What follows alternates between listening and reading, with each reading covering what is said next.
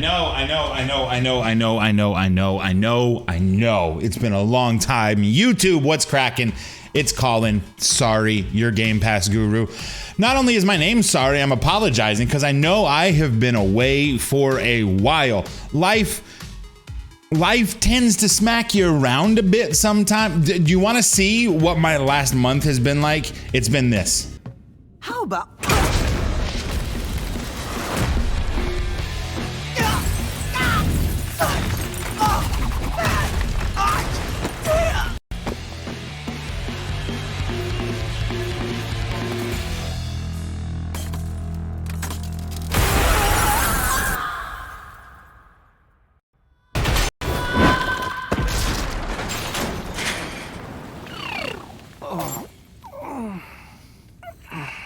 Not that it's all bad, but things have been happening, life has been moving. Here we go, because every project I have begun for this channel has wound up falling to pieces on me. It started right before the game that we're gonna get into today, because there I was.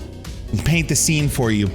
I was trying to figure out, how do I put this 15 hours of footage from High on Life to use without co-signing the shittiness that exists around that world now? And I decided I'll watch the developers conference because I'm just getting angry right now. And then I was surprised, like the rest of us who watched, which I think was about 7.5 of us, that not only was there a new game that we didn't know about called Hi-Fi Rush coming out, but that it was in fact releasing that day. So I thought, why not? I'll play it. And then the funniest thing happened. Okay, it's not really funny, it's just more life happened. You don't care, I don't need to get into it. But I did eventually fall down the rabbit hole of Hi-Fi Rush, and I've had a great time with this game. If you haven't experienced it yet, I am going to throw 100 different comparisons at you to try to explain what this game is, and I don't think any of it's going to work, really. Hi-Fi Rush is a new game from Tango Gameworks, the home of The Evil Within and Ghostwire Tokyo. And they decided that because they're parts of a studio that comes from Capcom and Mad World, that they would just do the logical thing and create a new genre of video game in the year of our Lord 2023. And I'm here to tell you, it works. This is a game that makes me have flashes of feeling like it's familiar and maybe I've done something similar before. And then I'm taken to a new location to fight a giant musical robot or a boss that has USB cables for dreadlocks, and I'm reminded that this shit is untethered and weird and unpredictable, and I'm here for it. Previously on Hi-Fi Rush. How about...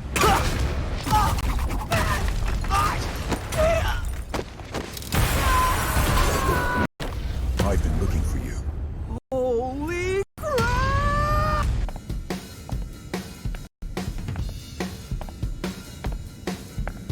Okay, so this game's whole deal is that your attacks are supposed to be based on rhythm and in time with the music. I played with the bar up that you see at the bottom of the screen there that shows the rhythm. That is the thing that might make you think that this game is Hellsinger. And if you think that, you're not wrong. And also, you could not be more wrong. Here's all that I'm gonna tell you about the story. That's you, okay? You are Chai, a young man who wants to be a rock star and decides to sign up for the Evil Company, which appears to be like a super Google, but ran by the kind of dude who would be a TikToker's agent trying to get them to agree to brand deals while peddling new phones which could be integrated into your prosthetic limbs, which they also sell you. So logically, you sign up to have your arm replaced with an upgraded prosthetic to be able to hopefully get your music career up and running. When there's a mishap at the assembly line, yeah, the assembly line, you basically get an iPod implanted in your chest, and now you have superpowers and fighting abilities which are tied to the rhythm of the music playing in your chest. Keeping up with the story? Doesn't matter. We're here for the spectacle and the fun, don't worry about it. Where are we? This game is set apart from our previous rhythm title that I mentioned, Hellsinger, because it has you taking trips through this world that are incredible and vibrant and colorful environments. It's almost like Scott Pilgrim meets Sunset Overdrive sort of experience with some God of War Guitar Hero combat smashed in here. And I can't get enough of it. To try to categorize this is kind of like trying to categorize music in the mid-2000s, because this is an action platform rhythm quasi-puzzle game. And if that explanation isn't incredibly convoluted and confusing, then I know that you weren't actually listening. So like the video now before I tell your teacher that you have your phone out in class and you aren't paying attention to either of us. Look, I haven't beaten this game. I've played quite a bit. What you're seeing here is before we've even fully gained our powers. But this is a game world that even in my month break from uploading videos here to the channel, I find myself going back to not needing any more footage. There's something so pleasant about the stress provided here. It's kind of a Devil May Cry sort of situation where none of the boss fights are the kind of challenging that make you feel like you're in over your head or you weren't fully prepared. I've had enough of my backstage tutorials in this game to be able to parry the large attacks, to use my guitar weapon of trash to shoot back rockets as I need to. I'm capable. The thing is, I could always do a little bit better, and I haven't beaten the game because I really enjoy going back and redoing sections. I've never had this in a game before. Devil May Cry, no Capcom game has ever made me push back and try for the S rating, but I find myself doing it here. The story is light and it's fun, and there's something so pleasantly TV-14 anime about this world. I really can't get enough. If what you're seeing here has tickled any bit of your fancy, well, praise be the overlords that we aren't stuck co-signing the shittiness of High on Life and the toxicity that game unfortunately peddled into us. We have this as an option.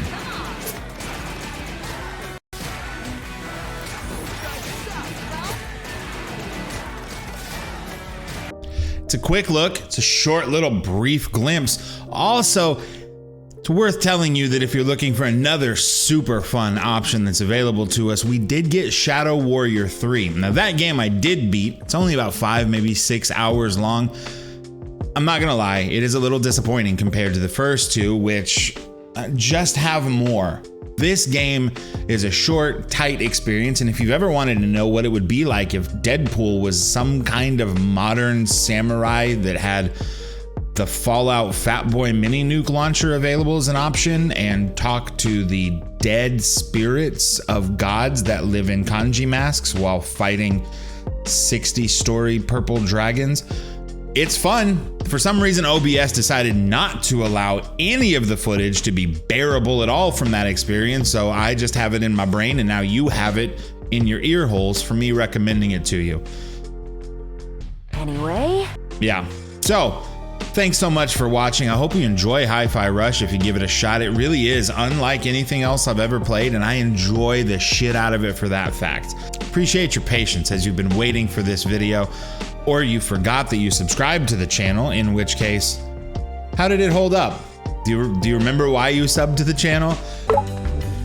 I bet if you could talk, you'd see I looked pretty cool back there.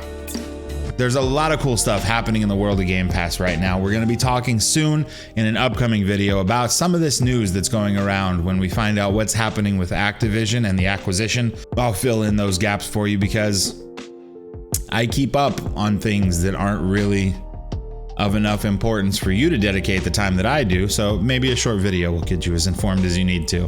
Thanks so much for watching. Thank you for listening to the I Never Got Into That podcast, and thank you so much for following in all the different things that I do. I appreciate you greatly, and I'll be back with another video before you know it, but until then, see ya!